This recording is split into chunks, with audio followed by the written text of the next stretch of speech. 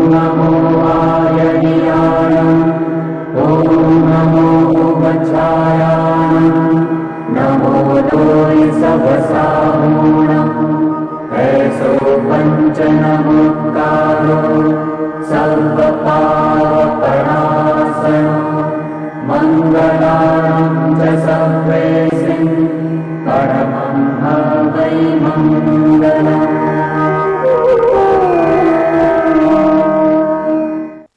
संतप्त मानस शांत हों, जिनके गुणों के गान में वे वर्धमान महान जिन विचरे हमारे ध्यान में। 12 भावनाओं के संदर्भ में धर्म भावना के अंतर्गत मुनि धर्म का स्वरूप चल रहा है। जो मुनियों के 28 मूल गुण होते हैं उनकी चर्चा अपन ने विस्तार से की। उसको संयमाचरण चारित्र कहते हैं। और उन्हीं मुनिराजों के एक दूसरा चारित्र भी होता है जो वास्तविक चारित्र है, जो अंतरंग चारित्र है, उसका नाम है स्वरूपाचरण चारित्र।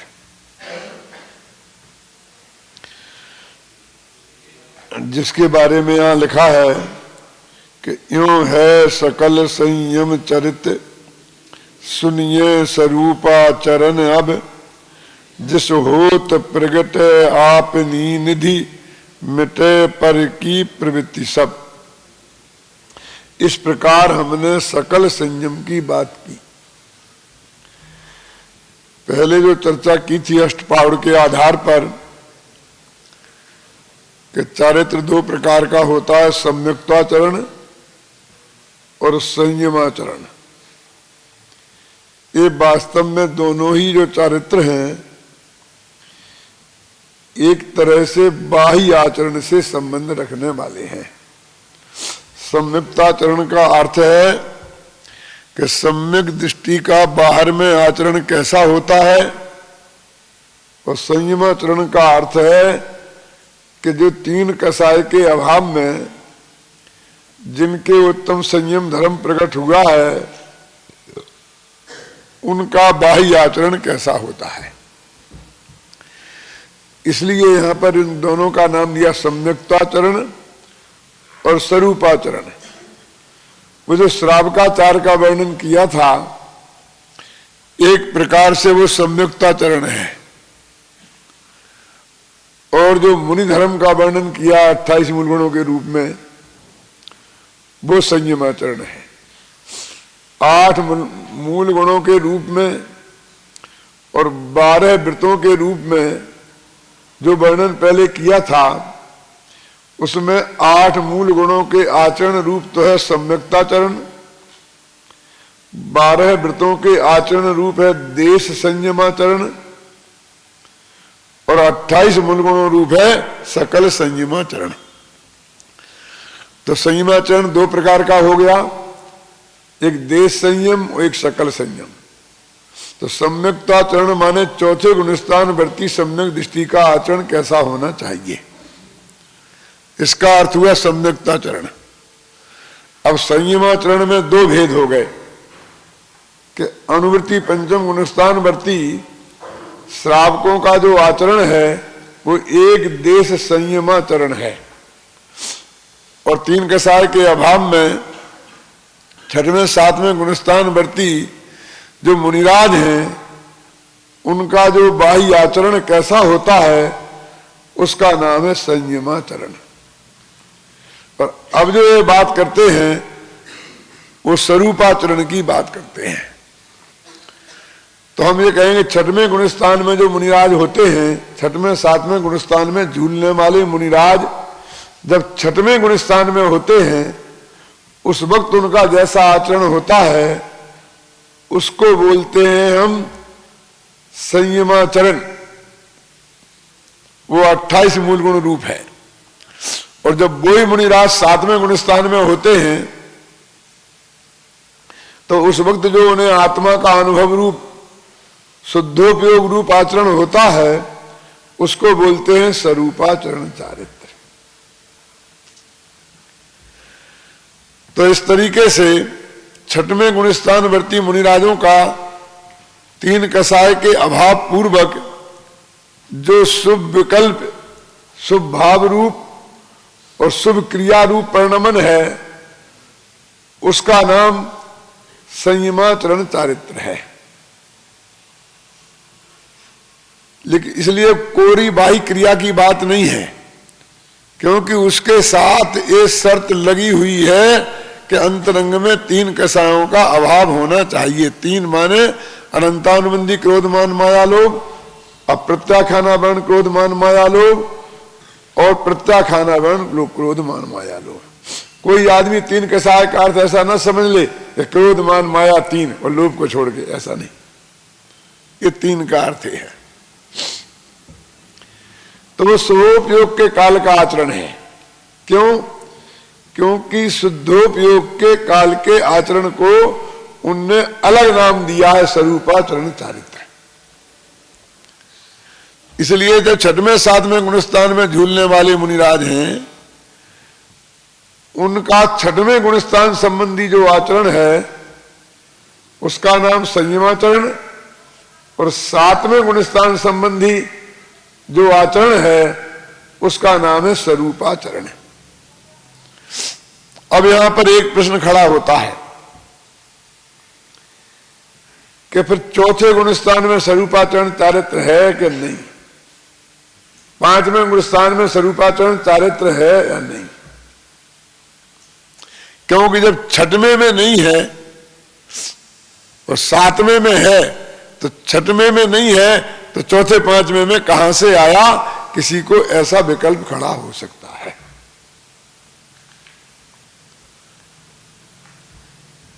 लेकिन इस बात में कोई दम नहीं है कि छठवें में नहीं है तो पांचवें में कैसे होगा, क्योंकि छठवां गुणस्थान तो शुभोपयोग के काल का गुणस्थान ही है। यद्यपि वहां तीन कसायों का अभाव रूप से परिणति अत्यंत निर्मल हो गई है, फिर भी काल तो शुभ भाव का है, शुभोपयोग का है, बाह्य प्रवृत्ति का है, ध्यानस्थ अवस्था का नहीं है।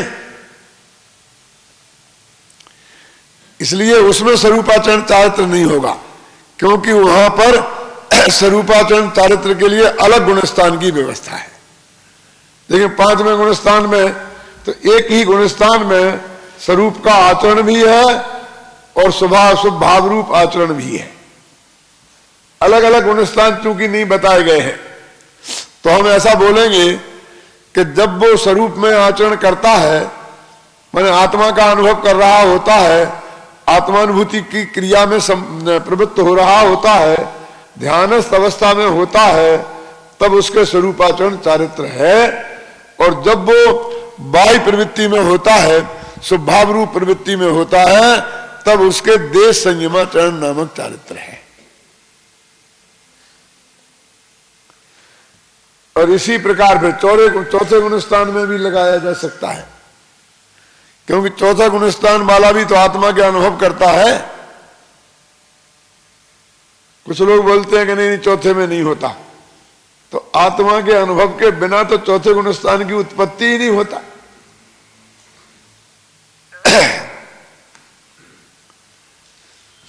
अरे चौथे गुणस्थान की बात तो जाने दो, चौथा गुणस्थान प्राप्त करना हो तो उसके पहले जो कर्ण लब्धि के परिणाम होते हैं उन्हें आप क्या कहेंगे?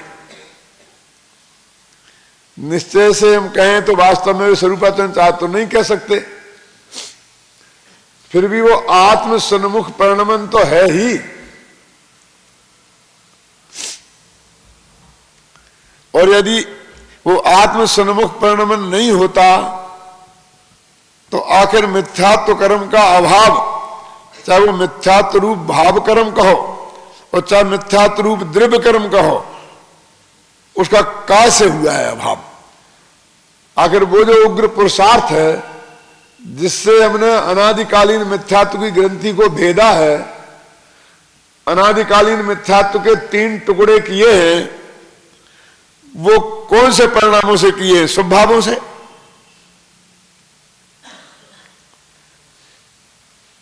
मैं ये कहना चाहता हूं, नाम आपका कुछ भी दो, लेकिन वो शुद्धात्माभिमुख परिणाम है और उसके जोर से ही मिथ्यात्व के खंड खंड हुए हैं।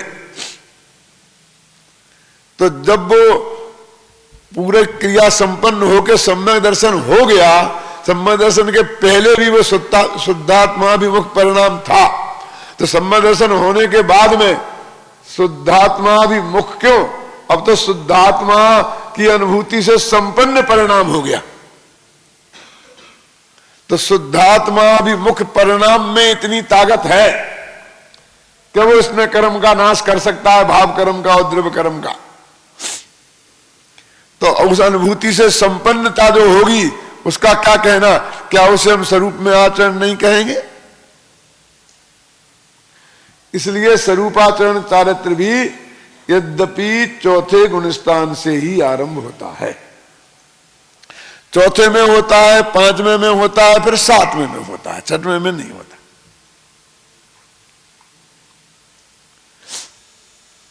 फिर भी यहां एक प्रश्न खड़ा हो सकता है कि छड़ला के आधार पर जो आप चर्चा कर रहे हैं, इसमें तो मुनि धर्म का वर्णन के प्रसंग में इसकी चर्चा है, और पहले 6वें गुणस्थान में होने वाले 28 मूल गुणों की चर्चा है, फिर 7वें गुणस्थान में होने वाले स्वरूपाचरण की चर्चा है। तो यहां तो जो स्वरूपाचरण है वो 7वें गुणस्थान वाला है, क्योंकि वो चौथे गुणस्थान वाला या 5वें गुणस्थान वाला होता तो तीसरे या चौथे अध्याय में उसका वर्णन होना चाहिए था। क्योंकि दौलत राम जी ने वहां नहीं किया, इसका मतलब वे यहां स्वरूपाचरण चारित्र मानते हैं। ये बहुत बात लोगों के अंदर में बैठ जाती है, लेकिन बात ऐसी है कि वहां वर्णन नहीं करने का कारण यह है कि 6 महीना में बहुत थोड़ा काल, उसे अंतर्मुहूर्त कहें कि क्षण भर कहें, कुछ भी नाम दें, क्योंकि अंतर्मुहूर्त भी बहुत छोटा भी होता है, बड़ा भी होता है, अनेक प्रकार का होता है। तो क्षण भर का आत्मा का अनुभव का परिणाम होता है और 6 महीने तक नहीं होता है, इतना वियोग का काल होता है, तो उसको उसकी चर्चा करने का क्या मतलब है? जैसे लोक में हम व्यक्तियों को 2 भागों में बांटते हैं, निर्धन और धन वाले। लेकिन जिन व्यक्तियों को हम निर्धन कहते हैं, क्या उनके पास बिल्कुल भी धन नहीं होता? रुपया पैसा बिल्कुल नहीं होते, सोना चांदी नहीं होता, मकान नहीं होता, गाय भैंस नहीं होते, क्या नहीं होता? सब होता। लेकिन हमने एक सीमा बना ली, जैसे कि एक इनकम टैक्स वाले ने सीमा बना ली कानून में कि जिसको 1 लाख रुपए तक की इनकम है, उस पर मान लो कोई टैक्स नहीं लेंगे और उसके बाद लेंगे। तो उसने, उसका अर्थ हुआ कि वो 1 लाख रुपए की इनकम तक वाले लोगों को निर्धन मानते हैं। क्यों? कि उनका ही खर्चा मुश्किल से चला पाएंगे, उनसे टैक्स क्या लें। और उसके ऊपर वालों को वो धनवान मानते हैं, इसलिए उनसे वो टैक्स लेते हैं। ये तो एक मैंने मोटी बात कही है। ऐसी ही मर्यादा निरंतर हमेशा समाज में एक रेखा बनी रहती है कि उस सीमा रेखा के ऊपर के लोगों को धनवान और उसके नीचे के लोगों को निर्धन कहा जाता है, जबकि उनके पास भी धन होता है। ऐसे ही ऊपर वर्णन करने का मतलब तो यह है कि जब तक पर्याप्त हर अंतर्मुहूर्त में आत्मा का अनुभव नहीं हो, तब तक उसे स्वरूपाचरण चारित्र कैसे कहें? 15 दिन के वियोग में हो गए, 6 महीना के वियोग में हो गए, इतना लंबा लंबा काल बाद आत्मा का अनुभव होता है, तो वो न होने के बराबर है ऐसा मानकर वहां पर वर्णन नहीं किया। लेकिन जब बारीकी में जाएंगे तो कहेंगे वो है। जैसे अपन ने अभी कह दिया कि भाई जिनके पास जो निर्धन लोग हैं उनसे कोई टैक्स नहीं लेना, मोटे तौर पर तो कह दिया ना, इनकम टैक्स उनको नहीं लगता। इसलिए लेकिन वास्तव में ये बात है क्या, उनको टैक्स नहीं लगता। टैक्स भी दो प्रकार का होता है, एक डायरेक्ट एक इनडायरेक्ट। इसको बोलते हैं प्रत्यक्ष कर और एक परोक्ष कर। तुम्हारे न्याय शास्त्र में ही प्रत्यक्ष परोक्ष नहीं है, कर विज्ञान में भी प्रत्यक्ष परोक्ष है। जो सीधा आपको टैक्स के नाम पर आपसे वसूल करते हैं उसे बोलते हैं प्रत्यक्ष कर। इनकम टैक्स है वो प्रत्यक्ष कर है। और जो वो कारखाने में ही लग गया टैक्स और उसके बाद ही माल निकला, और जब वो बोलता है ये कितने का है तो ये 25 रुपए का, अब उसमें वास्तव में माल 5 ही रुपए का है और 20 रुपए तो टैक्स के उसमें खर्चे मर गए हैं कई जगह लगते लगते।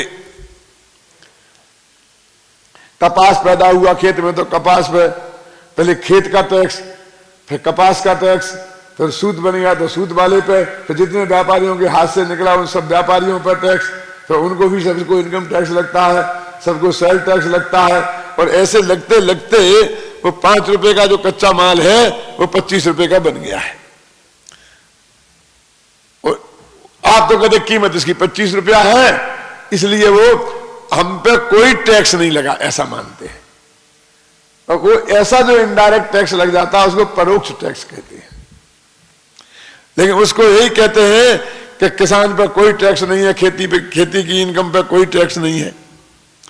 लेकिन जो तुमने उनको वो दिया है ना क्या खाद, उस पर कितना टैक्स लगा दिया,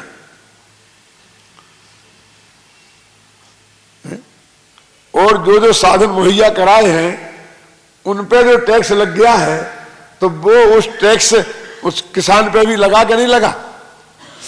तो परोक्ष टैक्स तो गरीब आदमी पे सबसे ज्यादा लगता है, प्रत्यक्ष नहीं लगता है, क्योंकि प्रत्यक्ष का उससे वसूल करना संभव नहीं है। इसलिए नहीं कि उसमें कोई कृपा की है ही नहीं तो कहां से देगा। और परोक्ष टैक्स कि जब तक वो देगा नहीं तो उसे माल मिलेगा ही नहीं। 10 रुपया किलो यदि गेहूं का भाव हो गया है तो 10 रुपये नहीं देगा तो 1 किलो गेहूं मिलेगा ही नहीं। चाहे भूखा रहेगा लेकिन देना पड़ेगा उसे।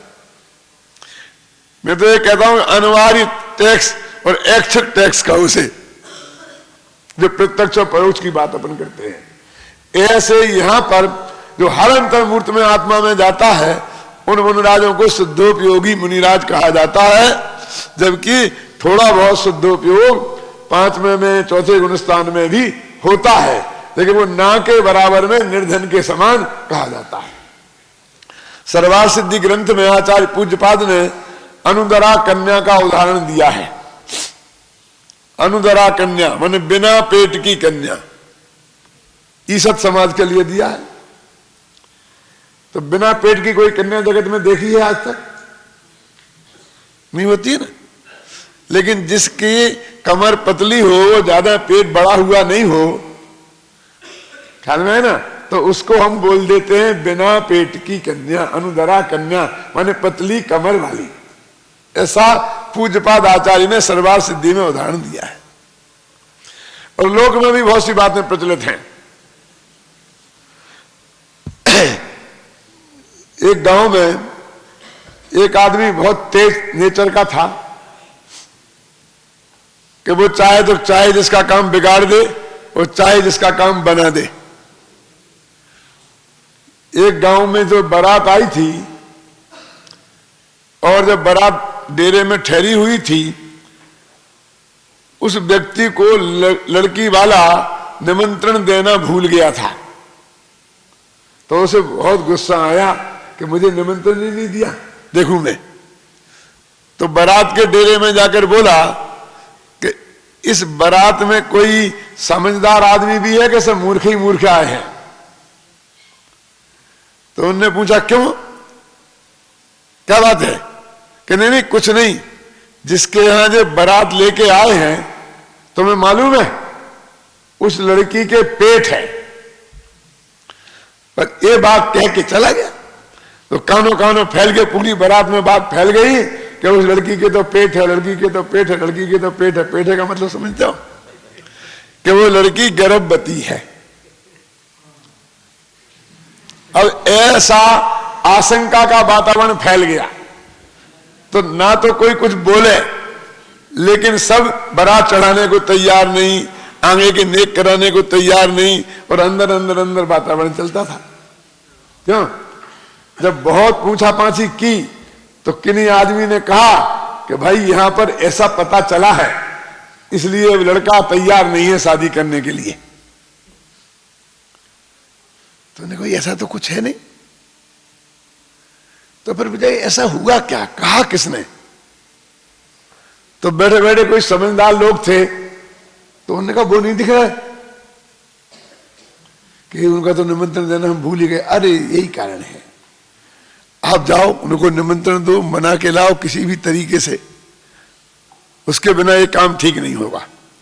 तो फिर उन्हें मना करके लाया गया, और जब वे मन गए बड़े सम्मान के साथ सबने उनको बैठाया और उन्होंने कहा कि साहब ऐसी ऐसी समस्या उलझ गई है, अब आप कोई रास्ता बताओ। कि क्या रास्ता बताएं? एक से एक मूर्ख आए, कोई समझदार आदमी बारात में आया ही नहीं है। कि क्यों? कि क्या बात है? कि वो कहते हैं कि लड़की के पेट है, कि बिना पेट की लड़की कोई आज तक होती है, देखी है कहीं? क्या क्या आपने कहा था? कि हाँ मैंने कहा था ना, लेकिन ये तो इनकी बुद्धि की जांच करने के लिए कहा था। मेरे कहने से ने मान लिया कि लड़की के पेट है, तो उसमें क्या है? ऐसी बताओ दुनिया में कोई लड़की जिसके पेट ना होता हो। तो ये पेट शब्द के दो अर्थ हो गए ना, एक तो गर्भ और एक ऐसा ही पेट का होना, जैसे सबके पेट होता है। तो ऐसे ही ऐसे विचित्र विचित्र प्रयोग होते हैं। हम जब तक बुद्धिमानी से उनका अर्थ नहीं समझेंगे तो हम ऐसे ही चक्कर में उलझ सकते हैं और लड़ते रहो कौन से गुणस्थान में क्या होता है। मैं एक बात सीधी सच्ची कहता हूं कि आत्मा के अनुभव के बिना क्या सम्मा दर्शन की प्राप्ति हो सकती है? जब छायक सम्मा दर्शन भी चौथे गुणस्थान में प्रकट हो जाता है, तो फिर ऐसा क्या शेष रह गया कि उनने आत्मा को जाना ही नहीं, और शास्त्र में पढ़ लिया कि आत्मा का स्वरूप और मान लिया, उतने से सम्मा दर्शन हो जाएगा? वो भी व्यवहार सम्मा दर्शन है क्या? छायक सम्मा दर्शन तो निश्चय सम्मा दर्शन है ना, वो तो आत्मानुभूति पूर्वक ही होता है कि ठीक है आत्मानुभूति होती होगी, लेकिन उसका नाम शुद्धोपयोग नहीं है, स्वरूपाचरण नहीं है। कि नाम में क्या रखा है? कि नाम की बहस है कि काम की? काम की बात तो यह है कि आत्मा का अनुभव चौथे गुणस्थान में भी होता है, पांचवें में भी होता है और सातवें में भी होता है, वो छठवें में नहीं होता। कितनी गहरी आत्मानुभूति हो तो उसे हम शुद्धोपयोग या स्वरूपाचरण कहेंगे, और कितनी गहरी ना हो तो नहीं कहेंगे, ये जुदी बात है। लेकिन वास्तव में आत्मानुभूति में और शुद्धोपयोग में मात्र शब्द का ही भेद है, दोनों में क्रिया तो एक सी ही होती है। तो इस तरह से यद्यपि चौथे पांचवें गुणस्थान में भी ये स्वरूपाचरण होता है, माने आत्मा का अनुभव होता है, और अनंतानबंदी अप्रत्याख्यानावरण कसाएं गई हैं, तो उनके अभाव में जो शुद्ध निर्मल परिणति होती है वो तो होती ही है। और क्या शुद्धोपयोग के बिना, आत्मानुभूति के बिना भी परिणति शुद्ध हो सकती है? परिणति के शुद्ध होने का उपाय तो शुद्धोपयोग ही है, उसका आरंभ ही उसमें होता है। धर्म का आरंभ ही शुद्धोपयोग में होता है। लेकिन यह सातवें गुणस्थान में माने मुनिराज की भूमिका में जब संयमाचरण चारित्र के वर्णन करने के उपरांत जो स्वरूपाचरण चारित्र की चर्चा की है, वो ऐसा उत्कृष्ट कोटि का स्वरूपाचरण है कि जो हमें शुद्ध शिला तक ले जाता है। क्यों?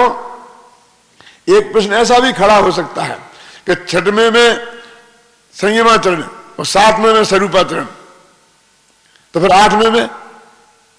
अरे सातवें में माने सातवें से लेकर ऊपर तक सिद्ध भगवान तक, स्वरूपाचरण तो है ही। और ऐसा भी इसलिए ऐसा भी नहीं है कि जब स्वरूपाचरण है तो संयमाचरण नहीं है, क्योंकि 3 कसाय के अभाव में जो शुद्धि हुई वो तो है ही।